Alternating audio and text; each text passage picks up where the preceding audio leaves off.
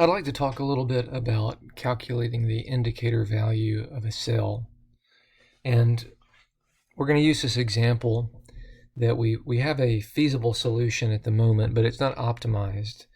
And so we have 4 empty cells that there's no shipping taking place. And each one of those cells has an indicator value, and what we're going to do is calculate the indicator value of each of them and then talk about how we can adjust our solution to optimize and minimize the cost. Okay, so let's start with this cell down in the lower corner here. Okay, let me change my color. So if I'm going to add a ship from this cell, then that necessitates a circuit of changes. And there's a whole bunch of possible circuits that we could associate with shipping from this cell, but not all of them will work. And the things, we have some ground rules that we're going to observe, and some of these are more kind of intuitive than others. I think the most intuitive ground rule is that we can't change a cell that has no shipping we can't take away from a cell that has no shipping in it. So if, like for example, if we have zero bread shipping from this cell over here, we can't then take one away from it, right? So the only thing we can do there is add. So if we have a circuit that ends up with us needing to take away from an empty cell, then that circuit won't work. So that's one way to eliminate a possible circuit. So can't take away from a zero cell. Okay, it's one thing we can't do. And then another less intuitive but also important rule that we're going to observe is that we want to always have, in this case, we want to have 5 circled cells, or 5 numbers, 5 shipping numbers, but in general we want to have the number of shipped cells to be equal to the rows plus columns minus 1. And so that's going to be, in this case, 3 plus 3 minus 1 is 5. Okay. So it's not intuitive why that's important, I think, but we're going to observe this rule anyway because basically it'll make our life a lot easier. Okay, so let's start down here in this corner and let's think about this circuit right here. Can that work? And if so, what is its indicator value? So basically we need to do the pluses and minuses. So let's see, if that's a plus, then that would have to be a minus, in which case this would have to be a plus, in which case this would have to be a minus, and that's not going to work. Okay. Why? Because we can't have a minus there, so that will not be possible. So let's undo that one.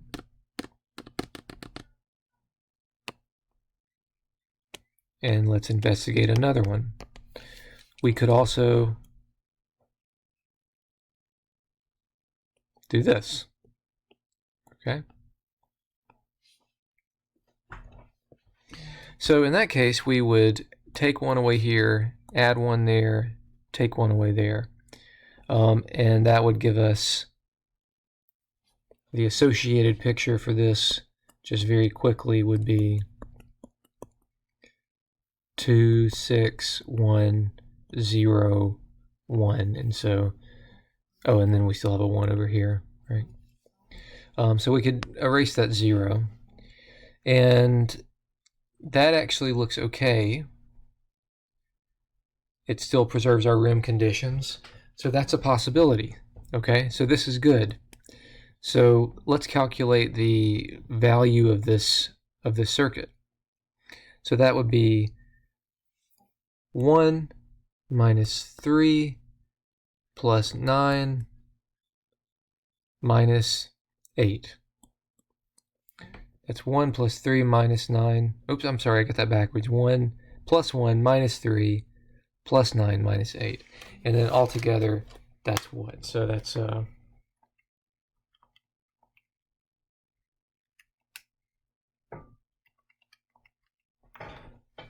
overall -1. So that's actually good.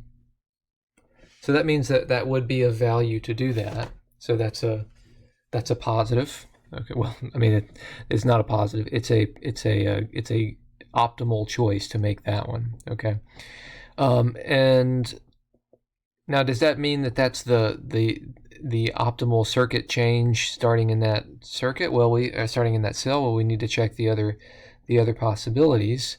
So yeah, this is why this is annoying and kind of difficult, is because you have so many things to check. But let's check some of the other ones, and it gets kind of messy. So I'm going to erase this for now, but just remember that was this was the potential arrangement that we're going to use. So what else could we do? Well, we could go over here, or we could also do this. So are either one of those any good? Well, let's look at the smaller one first. So the smaller one, the smaller one being this. So this would be plus, this would be minus, this would be plus, that'd be minus. Won't work. Okay, it won't work because of the negative here. So that's a no-go. And let's look at the larger one. So plus, minus, that's okay. So this is, that would give us, let's kind of do it over here. That would give us this picture. This would be 2, 5, 1, 1, 1, 1. Okay. And the value of that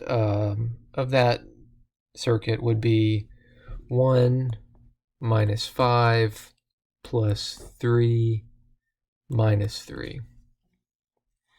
And altogether that is negative 4.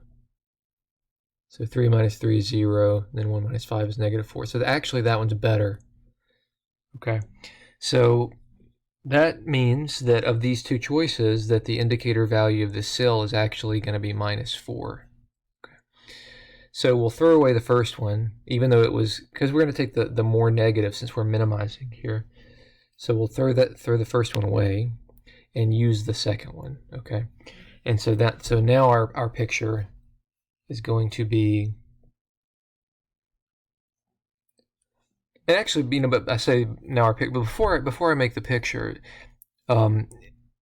once you've found a better solution, it then might benefit you to see, well, could you ship more than one from that cell? So I hear I'm shipping 1, but what if I wanted to do 2? Would that even be possible? So if I was going to do 2 here, then I would need to take away another one here, but I can't do that. Okay, so in fact, the most I can ship from this cell is the smallest value here, which would be 1. So that's the best I can do, because I would need to take, basically I would get into the scenario where I'd be trying to take away from a 0 cell, which I can't do. So I can only do this. Okay. And I'm sure you're noticing that there's an issue here, which the issue is that now I have 6 numbers, 1, 2, 3, 4, 5, 6. So actually, that means that we need to toss this solution also. So even though that was promising, it's not going to work because it's too many shipped cells. Now there, and again, this is sort of a non-intuitive condition, and it's not really clear why we're not allowing this, but just bear with me. Okay, so all right, sorry to flip-flop, but we're going to go back. So now our indicator value is going to be minus 1 for this cell after all. Okay, so minus 1. All right, so now we have 1, 2, 3, 4 other cells to check. So this is going to be tough, but let's do it.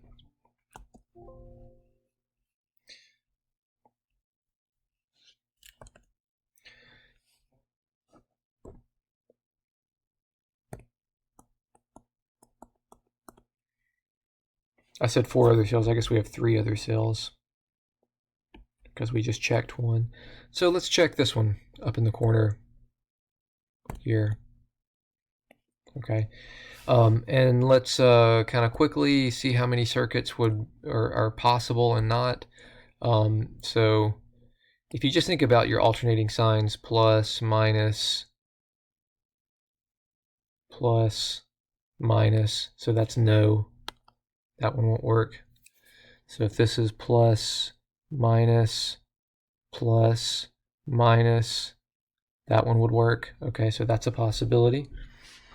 I'm going to just make a couple of copies of this. So that's a possibility.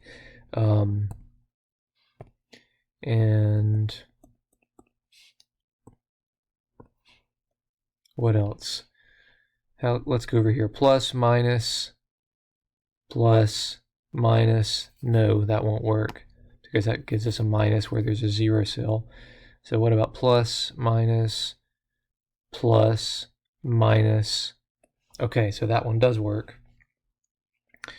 And now let's calculate the value of each of these. This would be 3 minus 9. The first one would be 3 minus 9 plus 3 minus 5. The second one would be 3 minus 8 plus 1 minus 5. And how is that gonna work out? So this will be 6. The first one is going to be 6 minus 5 is 1, and negative 9 plus 1 is negative 8. And the second one is going to be 3 plus 1 is 4, minus 5 is negative 1, negative 1 plus negative 8 is negative 9. Okay, so this one you would, potentially is better. Let's see if it actually gives us a valid picture. So then the picture for this would be 3, oops, sorry, that's not what it would be. It'd be 2, 5, 1, 1, 1, 1, 1. And that's a problem. So 1, 2, 3, 4, 5, so that, because that would be putting a plus here, a minus there, a plus here, and a minus there. Oh, I'm sorry, actually that's not right. It'd be a 0 there, right? So 2, 5, 1, 1, 1, yeah.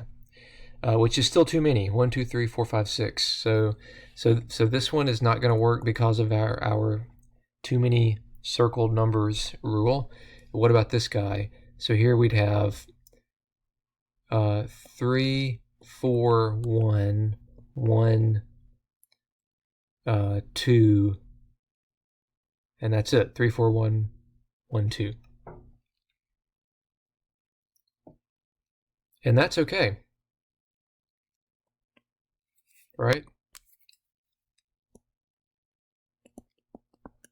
Okay. So this is it. This is going to be the indicator value for this cell.